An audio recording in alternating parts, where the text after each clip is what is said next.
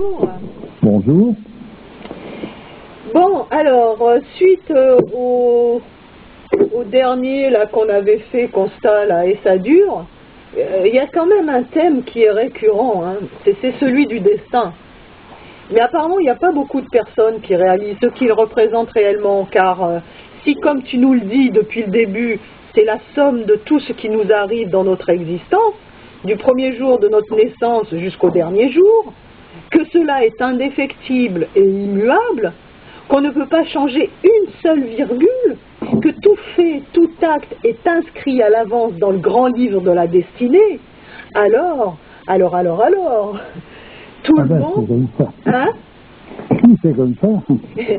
Tout le monde, ou presque, est à côté de la plaque. Parce que combien de parents n'ai-je vu reprocher à leur progéniture, leurs décisions, leurs actes? Combien d'enfants n'ai-je vu remettre en question leur petite enfance, leur vécu, faisant porter le chapeau à leurs parents de leurs désillusions, de leurs ratages? Combien de couples déchirés, l'un reprochant à l'autre d'avoir changé de cap, d'avoir refait sa vie, d'avoir refait des enfants? Et si c'était écrit par hasard? N'est-ce pas à Dieu seul que nous devons faire nos revendications, si tant est qu'il n'y en ait à faire, puisque tout est écrit d'avance? C'est vrai que ça change la donne, hein? Ça te met direct en dehors du cortège. Bien sûr. Moi-même, combien de fois n'ai-je pas entendu mon père, en bon croyant, me rabattre les oreilles et me dire « Ah, si tu m'avais écouté, tu n'en serais pas là !» Aujourd'hui, je pourrais lui répondre « Si je t'avais écouté, c'est que Dieu l'aurait voulu ainsi. » En fait, il aurait mieux fait de me dire « Tu vois, l'état dans lequel tu as vécu jusqu'à présent, les événements de ta vie, ne t'ont pas permis d'atteindre ce que tout être se doit d'atteindre. Tu as fondamentalement perdu ton temps. Mais il n'est jamais trop tard, ma fille. » Tu vois? Oui, je comprends. Se tromper dans ses choix, qu'est-ce que ça signifie en fait quand on sait qu'on n'a pas le choix? Ne devrait-on pas plutôt dire se tromper d'état? Oui, c'est très ambigu tout ça, tout simplement parce que le destin, qu'il faut bien savoir, c'est les faits. Donc, effectivement, on est tous à côté de la question. Souvent, pourquoi? Parce qu'on veut chercher à faire quelque chose, on veut réaliser un idéal, une pensée, quelque chose. Bon. Donc, on n'a plus rien à se reprocher les uns les autres. Non, à vrai dire, pas dans ce sens-là, en tout cas, il n'y a rien. Si quelqu'un te marche sur le pied, tu peux lui dire de te bousculer parce que ça te fait mal. Il peut te dire pardon? Oui, il y a tout un usage dans la pratique courante des choses qui se fait. Mais je veux dire par là, le destin, c'est inéluctable dans le sens des faits. Les parents, ils sont bien là pour indiquer aux enfants quelle est l'optique à avoir normalement.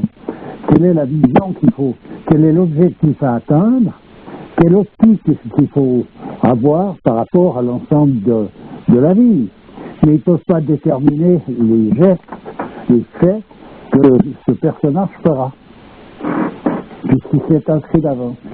Ouais. Voilà. Voilà où ça se situe. Ouais. Voilà. C'est toujours une confusion qui est là entre oui, mais on aurait pu, oui, mais il faudrait. Tout ce qu'on veut. Non, mais je dis ça parce que finalement, le monde musulman, que l'on entend dire au détour de chaque phrase, c'est Mektoub, Inch'Allah, etc., etc., finalement, ils ont une conception totalement erronée de la destinée, puisqu'ils sont constamment en train de se reprocher les uns les autres, de ne pas avoir fait ça, d'avoir fait ça plutôt que ça, etc., etc. Puisque c'est pas là que ça se joue, et plutôt dans la manière dont les choses ont été réalisées, faites, j'en arrive à déduire que peu de gens, réellement, n'ont compris le sens de ce que représentait la destinée. Ben oui, c'est sûr, et pourtant c'est simple, là, quelque part. Et c'est inscrit, c'est écrit dans la tradition. Oh, et on dit Mektoub quand une chose a été faite, ce qui veut dire qu'elle était donc écrite. Voilà. Donc il n'y a pas besoin d'y revenir puisque c'était écrit. C'est simple, et ça se fait, ça se dit, mais alors ça peut très bien ne pas se comprendre. Donc c'est pardon, je t'ai fait mal, mais c'est pas de ma faute. j'y suis pour rien, mais j'ai essayé de faire de mon mieux. C'est même pas ça, c'est parce que c'est bien, c'est écrit, donc on accepte tacitement qu'il s'agit de la volonté de Dieu. Mais en réalité, il y a un endroit où on n'est pas d'accord. Est-ce qu'on a le droit de ne pas être d'accord, sachant que c'est la volonté de Dieu? Oui, mais là, on va pas même parler de droit. C'est tout simplement qu'on n'a pas tout à fait compris de quoi il s'agissait. C'est la volonté de Dieu, mais il y a toujours un mais qui est sous-jacent, qui fait qu'on a l'impression toujours qu'on peut faire autrement. Il faut que le scandale arrive, mais malheur à celui qui le provoque. Ça veut dire que de toute manière, on a le droit de porter un jugement sur ce qui arrive dans les faits. Ah, mais par contre, où le jugement est intéressant, c'est à partir du moment où quelqu'un a une vision qui correspond à ce qui doit être fait selon la volonté de Dieu. J'entends l'attitude à avoir, parce qu'il doit être fait, l'attitude qui doit être prise dans les événements. Ouais. Et pourquoi ces événements-là sont donc ceux-ci et pas d'autres, etc. Il faut déjà savoir ça. On est obligé de savoir ça, autrement on ne comprend pas. On ne comprend pas. Pourquoi est-ce qu'on en est arrivé à une telle tartine? Qu'est-ce qui se passe? C'est la volonté de Dieu, donc il nous crée des misères, etc., etc. Donc c'est toute une autre démarche qu'il faut aller toucher pour comprendre ce qui se produit en réalité. Justement, c'est pas la volonté de Dieu de vouloir nous créer des misères, puisque Dieu est amour. Et voilà. N'en déplaise à certains, c'est comme ça. Par contre, le fait d'en être là, c'est-à-dire d'en être dans ces difficultés, nous en sommes entièrement responsables par rapport au fait qu'on a préféré vivre les choses de telle manière plutôt que de telle autre. C'est-à-dire qu'on s'éloigne, plus on s'éloigne de Dieu, plus on s'enfonce dans l'obscurité. Voilà, on ne peut pas dire autrement, hein, parce que c'est bien qu'on rentre dans des considérations où on risque de se perdre dans des points de vue. Et apparemment, on a aggravé le coup jusqu'à un point de non-retour, tu vois. Oui, tout à fait. À présent, on peut aussi dire que ça doit arriver. Ouais, voilà. C'est un truc sans fin, en fait. Ah oui, c'est ça, c'est qu'il y a une ambiguïté, parce que le raisonnement ne peut pas arriver de par lui-même. Le raisonnement, il peut approuver ou désapprouver cette chose-là. Ça dépend de l'état dans lequel le personnage se trouve, ça dépend de l'expérience qu'il a fait lui-même, c'est-à-dire s'il est allé toucher le cœur même de cette proposition, ou s'il est simplement resté à la surface en raisonnant autour de tout ça. Ouais. Mais on ne peut pas raisonnablement expliquer quelque chose qui ne peut pas être expliqué. On arrive à la limite à un moment donné du langage et on rentre dans ce qu'on appelle les mystères. Voilà. Bon, bah maintenant, à chaque fois que je vais faire un faux pas, moi je vais dire Mektoub. Ah ben, oui, de toute façon, tu peux pas dire autre chose si tu veux rester dans le.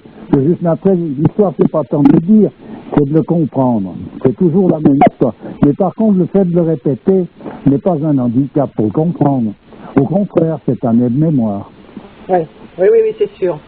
Chanter. Raison pour laquelle l'attitude de quelqu'un qui répète Inch'Allah, Mektoub, il a raison.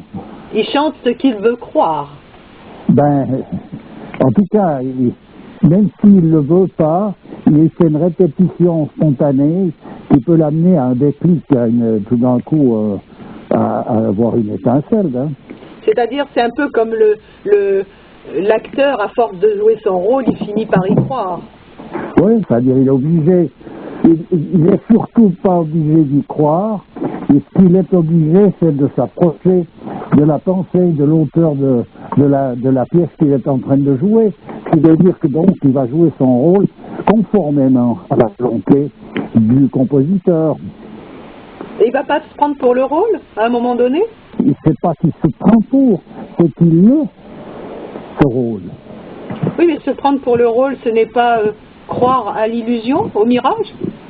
Non, pas comme ça, là en l'occurrence pas. Il ne faut pas oublier que entre des images, des symboliques qui font partie du symbole de l'analogie, cette pièce en question dont tu parles, c'est notre propre existence qui est en train de se jouer. Donc la volonté de l'auteur, c'est que le personnage joue son rôle d'homme sur cette terre. Donc pour cela, il doit bel et bien le devenir et se prendre pour le rôle qu'il est en train de jouer. Tu comprends ce que je veux dire? À ce niveau-là, il est bien obligé, à un moment donné, de savoir qu'il est un homme et d'être en rapport constant avec son créateur pour pouvoir jouer son rôle sur le plan des actions.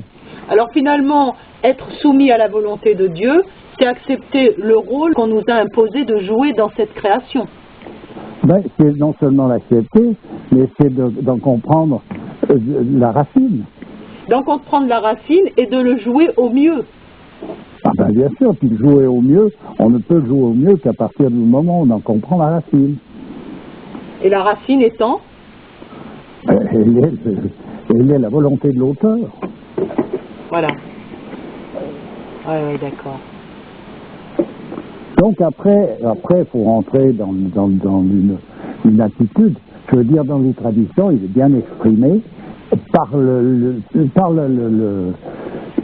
truchement, en somme, de tous les personnages qui, eux, ont réalisé cette situation.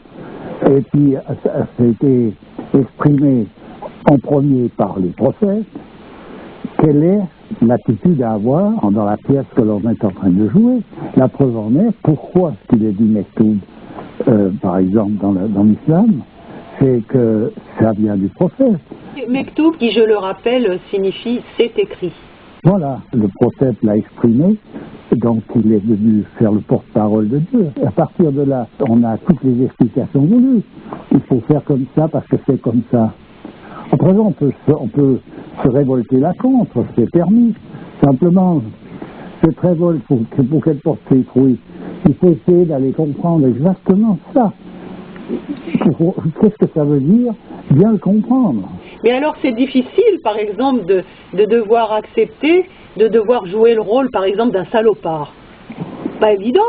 Après, c'est pas tant le fait d'accepter le rôle en lui-même. On ne se préoccupe pas, puisque de toute façon, on ne change rien à ça. Ce que l'on peut se préoccuper, c'est d'accepter de jouer le rôle avec le talent voulu. Voilà ce qu'il faut accepter. Sans état d'âme. C'est un état d'âme en soi, ça.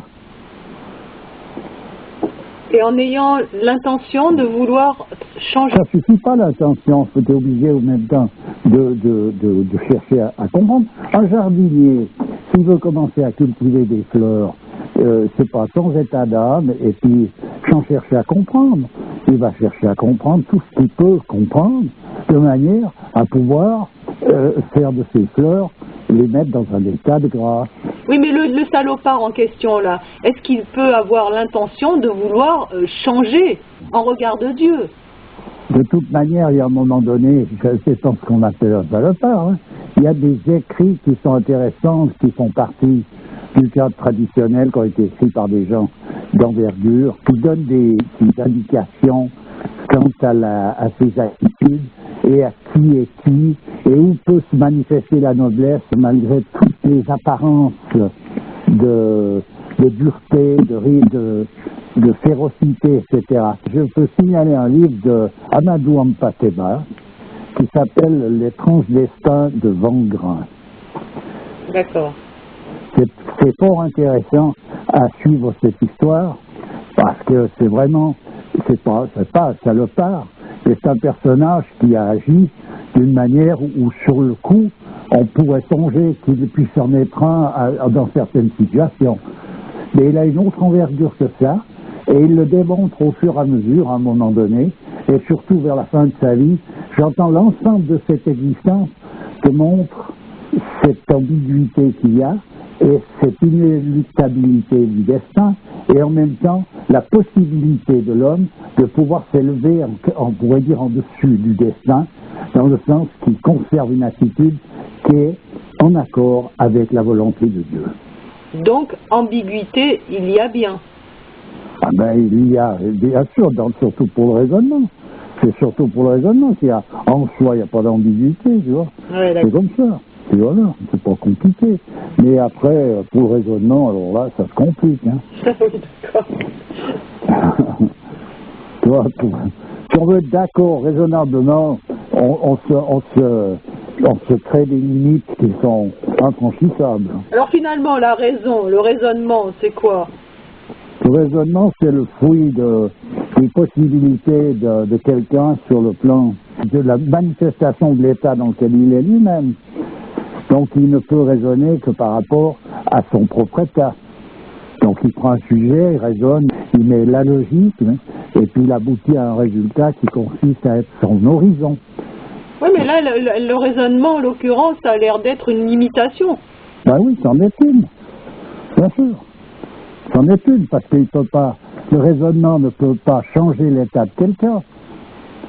Donc en soi-même, c'est pas que ce soit une limitation, c'est que c'est tout simplement, c'est pas quelque chose qui permet d'aller au-delà de nos propres limites. Alors qu'en l'occurrence, pour saisir la dimension des droits universels, il faut se dépasser. Alors, donc c'est pas avec le raisonnement qu'on peut arriver à se dépasser, c'est l'histoire du voleur qui se déguise en gendarme puis qui veut procéder à sa propre arrestation. Ouais. C'est ridicule. Alors finalement, l'amour plutôt que la raison. C'est pas plutôt que la raison. La raison ne pourra que se rallier à cet état, à l'état en question. Un saint, il a un raisonnement.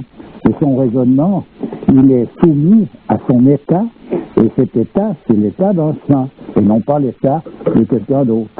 Non mais là, on parlait de véritable amour. Oui, ben, c'est justement ça, c'est le cas.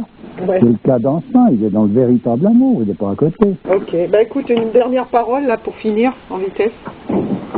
Ben, je sais pas, voilà, je crois qu'on aura, je pense, l'occasion encore de réaborder ce sujet parce que il est inépuisable d'une certaine manière. Ouais. Voilà, mais ce que je recommande, c'est la démarche. Okay. Et le livre que je viens de signaler, il vaut vraiment la peine.